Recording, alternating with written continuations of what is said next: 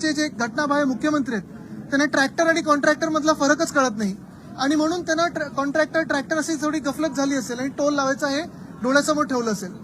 त्याचबरोबर दुसरी महत्वाची गोष्ट म्हणजे हायकोर्टाने निर्देश दिलेले आहेत की पुणे लोकसभा मतदारसंघ आणि चंद्रपूर लोकसभा मतदारसंघ आम्ही गेले 6-7 महिने प्रश्न विचारत आहे की इथे निवडणुका होणार तरी कधी. जर आपण पाहिलं असेल मागच्या ज्या विधान परिषदेच्या निवडणुका झाल्या त्याच्यानंतर या सरकारने घटनाबाह्य सरकारने एवढा धसका घेतलेला आहे की महाराष्ट्रात अनेक अशी शहर आहेत जिथे अजून निवडणुका झालेल्या नाहीयेत, महापौर नाहीयेत, स्थानिक जनप्रतिनिधी नाहीयेत, नगरसेवक नाहीयेत, कमिट्या नाहीयेत, पण प्रशासक बसून भ्रष्टाचार सुरू आहे. आम्ही रोड स्कॅम काढला, सॅनिटरी पॅडचा स्कॅम काढला, स्ट्रीट फर्निचर स्कॅम काढला, ब्युटिफिकेशनचा स्कॅम आता लवकरच लोकांसमोर आणू.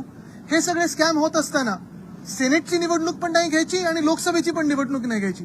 हा सगळं हे जे धोरण चाललेलं आहे हे लोकशाही मारून टाकलेली आहे महाराष्ट्रात आणि ती पुन्हा जीवित करण्यासाठी आमचा लढा सुरू आहे. आदित्यजी, केंद्रातून पथक आलं होतं नुकसानग्रस्त भागात शेतकऱ्यांची शेतीची पाहणी करायला. 40 मिनिटं हे पथक फिरलं, मात्र असे आरोप केले जात आहे की शेतकऱ्यांना फक्त हायवे लगत असलेल्या जमिनीतील शेतकऱ्यांना भेटले, ग्रामीण भागात ते गेले नाही. मला वाटतं आपण जर गेले 1 वर्ष महाराष्ट्रात फिरत असाल तर सगळीकडे हेच सांगितलं जातं.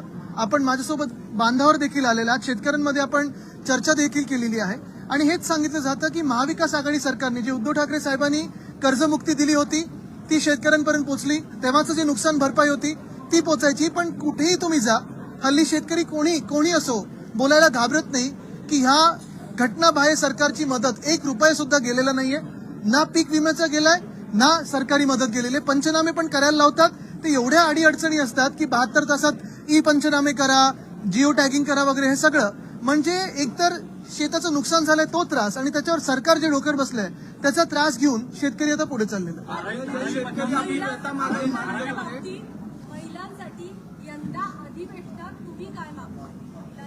मला वाटतं पहिली गोष्ट म्हणजे ज्यांनी महिलांवर घाणेरडे शब्द वापरलेत, महिलांवर तुम्ही फक्त शिवीगाळ केलेली आहे, असे मंत्री अजूनही कॅबिनेटमध्ये आहेत. मग पुढे काय अपेक्षा करायची या सरकारकडून? आहे ज्यामध्ये भाजपचे माजी मंत्री राजेश टोपेंना शिवीगाळ करत आहेत आणि एका लोकप्रतिनिधीकडून अशी ऑडिओ क्लिप व्हायरल होणं किंवा अशा शिवीगाळ करतात, किती गंभीर? मला वाटतं ही मी अजून ऐकायची आणि कदाचित ऐकणार सुद्धा नाही, पण अशा गोष्टी टाळलेल्याच बऱ्या असतात आणि संस्कृती आपण बघतोय महाराष्ट्राची जी आहे ती आणि त्याच्या अनुषंगाने आपण पुढे चाललोय का हा विचार करणं गरजेचं आहे.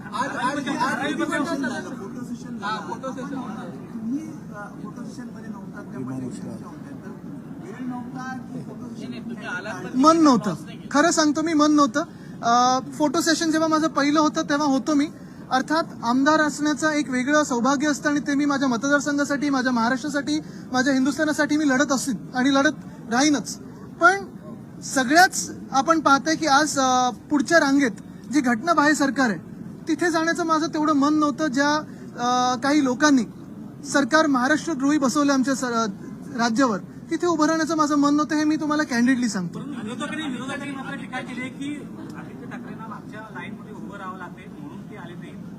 मला कुठेही उभं करा. माझा पहिला फोटो पण जो होता जिथे माझे स्वतःचे वडील मुख्यमंत्री होते तेव्हा पण मी शेवटच्याच लाईनमध्ये होतो. लाईनीचं मला काही कुठेही तुम्ही उभं करा, मला काही त्रास नसतो. पण कोणासोबत उभं राहायचं? माझे बाकीचे सहकारी आहेत जे आमच्यासोबत प्रामाणिक, महाराष्ट्रासोबत प्रामाणिक राहिले त्यांच्यासोबत मी उभं राहीन. पण ज्यांनी वेदांता फॉक्सकॉन महाराष्ट्रातून पळवला, एअरबस टाटा महाराष्ट्रातून पळवला, ह्यांच्यासोबत उभं राहणं मला बरं नाही वाटत आणि म्हणून मी आलो नाही.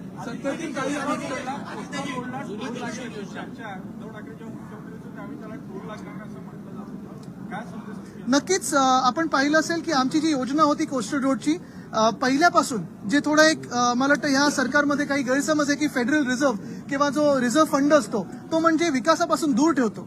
जो विकासाचा पैसा आम्ही बाजूला काढून ठेवलेला 90,000 कोटीचे जे रिझर्व्ह करून ठेवलेले, इथे सुनील प्रभू साहेब आहेत, अनेक माझ्यासोबत इथे माजी नगरसेवक आणि त्यावेळीचे लोक आहेत, वाईकर साहेब आहेत. मला वाटतं ह्या लोकांमध्ये आपण विचारलं तर कोस्टल रोड असेल, एसटीपी असेल, GMLR असेल, अशा वेगवेगळ्या प्रोजेक्टसाठी आपण तो पैसा बाजूला काढलेला, कारण ऐन वेळेला टोल लावायला नको आणि कुठेही टॅक्स वाढायला नको. मुंबईकरांवर भार न वाढवता आपण या सगळ्या योजना करत होतो.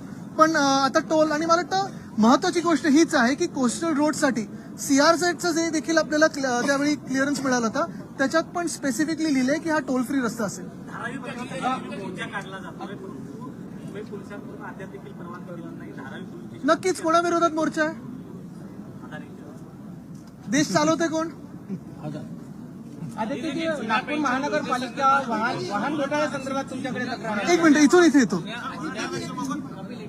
जुन्या पेन्शन योजनेसंदर्भात बैठक झाली. आज संप पुकारण्यात आला होता आणि या बैठकीमध्ये जुन्या पेन्शनधारकांना असं सांगण्यात आलेलं आहे की तुमच्या संदर्भातला जो काही निर्णय तो अर्थसंकल्पीय अधिवेशनात घेतला जाईल. म्हणजे ढकलाढकली चालली आहे. आपण पाहिलं असेल, जुन्या पेन्शन योजनेसाठी शिवसेना उद्धव बाळासाहेब ठाकरे या पक्षांनी पाठिंबा जाहीर केलेला आहे. उद्धव साहेब स्वतः तिथे जाऊन आले आणि आम्ही देखील सांगितलं की येणारं सरकार हे आपलंच आहे, आमचंच आहे आणि जुनी पेन्शन योजना ही आम्ही जाहीर करणार, सरकार आल्यानंतर लागू करणार. हे सरकार जे आहे घटनाबाह्यांचे फार थोडे दिवस राहिलेले आहेत. आपण पाहाल की हे सगळे बाद होतील आणि सरकार कोसळणार. तरी देखील मी तुम्हाला अजून एक आठवण करून देतो, जसं ही जुने पेन्शन योजनेवाल्यांना यांनी आश्वासन दिलंय, तसं मागच्या वर्षीच्या पहिल्या अधिवेशनात जुलैमध्ये मुंबईमध्ये आमची दहीहंडी मंडळ आहेत, त्यांना पण आश्वासन दिलं होतं की तुम्हाला स्पोर्ट्सचा दर्जा देऊ आणि इन्शुरन्स देऊ, अमुक देऊ, तमुक देऊ. एका सुद्धा मंडळाला अजून काही मिळालं नाही. आश्वासनवर आश्वासन मिळतं पण कधी पुरं होत नाही. आदित्यजी, नागपूर महानगरपालिका वाहन घोटाळ्यासंदर्भात तुमच्या शिवसैनिकांनी तुमच्याकडे तक्रार दिलेली आहे. या संदर्भात काय तुम्ही आवाज उठवला? नाही, आता तक्रार थोडी वाचून त्याच्यावर पुढे आम्ही त्यांना एक्सपोज करू. मराठा आरक्षणाचा विषय आहे. मराठा आरक्षणाचा विषय ते अध्यक्ष कसे येतात ना, असं तसं. सत्ताधाऱ्यांकडून बोललं जातं की येत्या 3 ते 4 दिवसात ऐतिहासिक निर्णय घेतला जाण्याची शक्यता आहे. मात्र आपण पाहिलं असेल अंतिम आठवडा आला तरी देखील अजून चर्चाच झाली. आज आपण देखील या चर्चेमध्ये सहभागी. आम्ही पण त्या क्षणाची वाट पाहत आहोत आणि मुख्य गोष्ट हीच आहे, परत मी सांगेन की आज जी चर्चा सुरू होती 3-4 तास आपण पाहताय, आमच्या हाऊसमध्ये तरी मुख्यमंत्री आणि 2 उपमुख्यमंत्री कुठेही दिसले नाहीत. पुणे की लोकसभा नाही, बोललो मी, पूर्ण झालं. हाँ, पूरा का चुनाव आदेश आया कोर्ट का, उसमें क्या कहोगे? और ओबीसी के आरक्षण पे आपकी क्या बोल रही है? महाराष्ट्र में पिछले साल से अगर आप देखें तो लोकतंत्र पूरा खत्म किया हुआ है. पुणे हो, चंद्रपुर हो, ये दोनों लोकसभा के जो चुनाव क्षेत्र है वहां से रिप्रेजेंटेशन ही नहीं है. कोई आवाज ही अभी तक दिल्ली में गई नहीं है 1 साल में, क्योंकि वहां इलेक्शंस लिए नहीं जा रहे. आज खुशी मुझे इस बात की है कि हाईकोर्ट ने, सन्मान्य हाईकोर्ट ने ये कहा है कि चुनाव ले लो, तो भी एंटायरली कॉम्प्रोमाइज या इलेक्शन कमीशन ईसी जो हम कहते हैं एंटायरली कॉम्प्रोमाइज, किसी का आदेश हो, किसी का दबाव हो, मुझे पता नहीं, लेकिन चुनाव लेने के लिए तैयार नहीं है. महाराष्ट्र में लोकसभा की चुनाव हो, उपचुनाव हो, विधानसभा के जो गद्दार है उनकी सीट पे चुनाव हो, महानगर पालिका हो, नगर पालिका हो, या फिर मुंबई यूनिवर्सिटी के सेनेट के भी चुनाव लेने के लिए सरकार कतराती है, डरती है, और ये entirely compromise commission, election commission उनको साथ देती है. 7,000 प्रोजेक्ट इफेक्टेड पीपल्सना आणण्याचं जे काय चाललेलं आहे कुठे? मुलुंडमध्ये तिथे 6 नगरसेवक भाजपचे आहेत, आमदार भाजपचे, खासदार भाजपचे. असं असताना तिथे प्रोजेक्ट इफेक्टेड पीपल येतात. 7,500 कुटुंब, मुलुंड पूर्वची लोकसंख्या 1,35,000 आहे. असं असताना इतक्या मोठ्या प्रमाणात तिथे जे विस्थापन होतंय, कोणीच आवाज उचलत नाहीये. शिवसेनेची भूमिका काय आहे? मला आपण विषय द्या, त्याच्यावर नीट आपण थोडी चर्चा करून तो विषय घेऊ. पण एकंदर आपण जर पाहिलं असेल तर राज्यामध्ये कुठेही प्लॅनिंग दिसत नाहीये.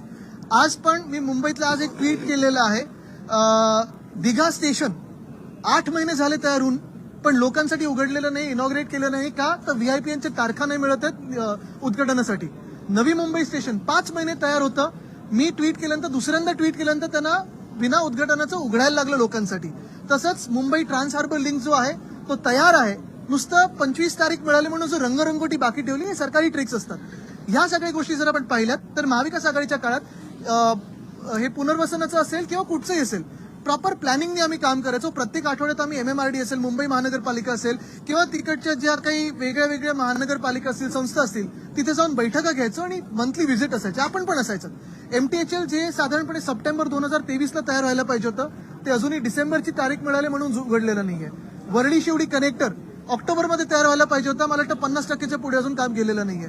कोस्टल रोड डिसेंबरपर्यंत पूर्ण होणार होता, फेब्रुवारीच्या पुढे गेलेलं आहे. आणि हे सगळं होत असताना एस्केलेशन होत आहे आणि कुठे ना कुठेतरी कॉन्ट्रॅक्टरची मदत होते, हे आपल्याला दिसते. सगळं प्लॅनिंग जे चाललेलं आहे ते कॉन्ट्रॅक्टरसाठीच चाललेलं आहे, लोकांसाठी चाललं नाहीये. उलट सुनावणी सुरू आहे आणि यामध्ये आपले जुने सहकारी भरत गोगवले असं म्हणतात की आम्ही सुरतला गेलो होतो, मात्र छत्रपती शिवाजी महाराज गेले होते.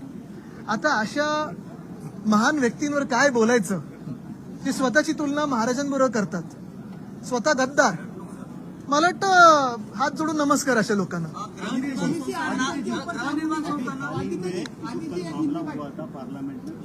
जी बिल्कुल. सस्पेंड किया गया है इस पूरे अधिवेशन के लिए क्या कहेंगे? यस, दोनों मैं देता हूँ, इंग्लिश और हिंदी. फ्रेंच पाले वो फ्रांसे जो पालो ओ फ्रांसे. ठीक आहे. नाही, 2-3 ह्याच्यात महत्वाच्या घटना झालेल्या आहेत. कालची जी घटना घडली पार्लमेंटमध्ये मला वाटतं खूप गंभीर आहे आणि ह्याच्यावर आपण विचार करणं गरजेचं आहे. पहिली बाब ही आहे की ही 2 ज्या व्यक्ती होत्या, 2 की 3 व्यक्ती होत्या, त्या तिथपर्यंत पोहोचल्याच कशा. साधारणपणे इथे पण जर तुम्हाला आत यायचं असेल तर 2-3 वेळा फ्रिस्किंग होतं, पासेस मिळतात. तर हे पास दिला कोणी, त्यांच्यावर काही कारवाई झाली आहे का? कारण जर ईमेल आयडी कोणाला दिली तर लगेच कारवाई होते, त्यांना तिथून हकालपट्टी होते लोकसभेतून. तर मग ज्यांनी पास दिला त्यांच्यावर काही कारवाई होणार आहे का? दुसरी गोष्ट म्हणजे हे उतरलेच कसे तिथे, सिक्युरिटी काय करत होती? मला वाटतं त्यांचं सस्पेन्शन झालं, पण त्यांच्या सोबतच जे खासदार ह्याच्यावर चर्चा मागत होते किंवा स्टेटमेंट मागत होते, हैराणी ही गोष्ट करते आम्हाला की उद्या जर असं काही आमच्या हाऊसमध्ये घडलं आणि आम्ही जर चर्चा मागितली तर आम्हाला पण सस्पेंड केलं जाणार का? काही हा खासदारांचा अधिकार नाहीये का की त्याच्यावर चर्चा मागायची किंवा उत्तर मागायचा, जाब विचारायचा? आणि चौथी गोष्ट मला वाटतं ही अजून एक प्रामुख्याने येते की जे काही मी ऐकतोय प्रेसमधून की ह्या 2 व्यक्तींनी का उडी मारली आणि हे आंदोलन केलं, तर जॉब्स नाही आहेत म्हणून. म्हणजे जो स्वतःचा जीव धोक्यात टाकून पार्लमेंटमध्ये उडी मारू शकतो, त्यांना माहितीये की पुढे जीवन संपलं. ज्या लोकसभेत त्यांनी उडी मारली, काही होऊ शकत होतं, शूट ॲट साईट होऊ शकत होतं, काही होऊ शकत होतं. अशा व्यक्तींनी जॉबसाठी उडी मारणं म्हणजे देशात किती गंभीर परिस्थिती आहे हा आपण विचार करणं गरजेचं आहे. हिंदी में जी कल एक घटना ऐसी घटी है, अगर आप देखें तो कल 13 दिसंबर है, पार्लियामेंट अटैक्स 2001 में हुए थे. कल उसको 22 साल होके गए और कल के ही दिन, कल ही अगर आप देखे होंगे तो 2 व्यक्ति लोकसभा में कूद के आंदोलन करने गए थे. हैरानी इस बात पे है या 2-3 बातों पे है. पहले तो ये व्यक्ति कैसे वहां पहुंचे, वो कैनिस्टर्स लेके हो या बिना फ्रिस्किंग के हो, कैसे वहां तक पहुंचे, इस पे तो चर्चा होनी चाहिए, विचार विमर्श होना चाहिए.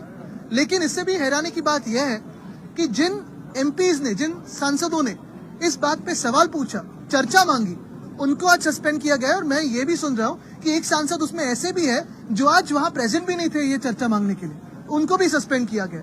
और तीसरी बात यह भी होती है कि जो मैं प्रेस से सुन रहा हूं, जो भी स्टेटमेंट्स आ रहे हैं कि ये 2 जो व्यक्ति है, युवा है, उन्होंने ये आंदोलन इसलिए पुकारा था क्योंकि उनको जॉब्स नहीं है. देश की हालत ऐसी हो सकती है ये कोई भी सोच नहीं सकता. गृहनिर्माण संस्थांना मुंबई मध्यवर्ती बँकेमध्ये खाते उघडण्याची सक्ती सरकारकडून करण्यात आलेली आहे. ज्या बँकांवर घोटाळ्याचे आरोप आहेत, मला वाटतं ह्याच्यावर थोडा अभ्यास करून बोलायला लागेल. धन्यवाद.